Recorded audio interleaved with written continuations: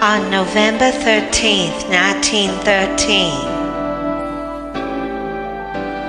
a speech was given by Emmeline Pankhurst, and I'm gonna read a little bit of it to y'all. When you have warfare, things happen. People suffer. The non-combatants suffer as well as the combatants. And so it happens in Civil War.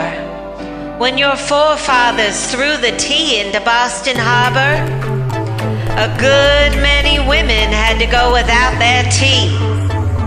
It's always seemed to me an extraordinary thing that you did not follow it up by throwing the whiskey overboard, did y'all? You sacrificed the women's comfort, and there's a good deal of warfare for which men take a great deal of glorification, which has involved more practical sacrifice on women than it has on any man. It has always been so. The grievances of those who have got power, the influence of those who have got power commands a great deal of attention.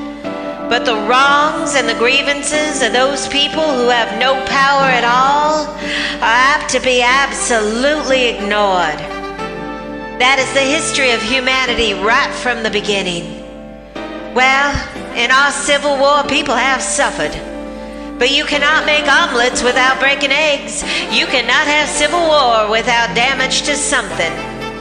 The great thing is to see that no more damage is done than is absolutely necessary. That you do just as much as will arouse enough feeling to bring about peace. To bring about an honorable peace for the combatants. And that is what we have been doing. We entirely prevented stockbrokers in London from telegraphing to stockbrokers in Glasgow and vice versa. For one whole day, telegraphic communication was entirely stopped. I'm not going to tell you how it was done, and I'm not going to tell you how the women got to the mains and cut the wires, but it was done. It was done, and it was proved to be authorities that weak women, suffrage women, as we are supposed to be, had enough ingenuity to create a situation of that kind. Now I ask you, if women can do that, is there any limit to what we can do except the limit we put upon ourselves? If you are dealing with an industrial revolution, if you get the men and women of one class rising up against the men and women of another class, you'll locate the difficulty. If there is a great industrial strike, you know exactly where the violence is and how the warfare is going to be waged. But in our war against the government, you can't locate it. We wear community from the highest to the lowest.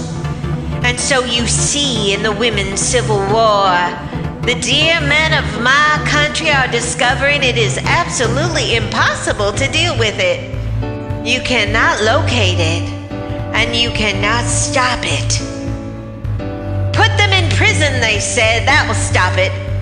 But it didn't stop it at all. Instead of the women giving up, more women did it, and more, and more, and more women did it until there were 300 women at a time who had not broken a single law, only made a nuisance of themselves, as politicians say. Then they began to legislate. The government's passed more stringent laws to deal with this agitation than it ever found necessary during all the history of political agitation in this country. They were able to deal with the revolutionaries of the Chartist time. They were able to deal with the trades union agitation. They were able to deal with the revolutionaries later on when the Reform Acts were passed. But the ordinary law has not sufficed to curb insurgent women. They had to dip back into the Middle Ages to find a means of repressing the women in revolt. They've said to us, government rests on force, the women haven't force, so they must submit. Well, we are showing them that government does not rest upon force at all. It rests upon consent. As long as women consent to be unjustly governed, they can be. But direct women say, we withhold our consent. We will not be governed any longer so long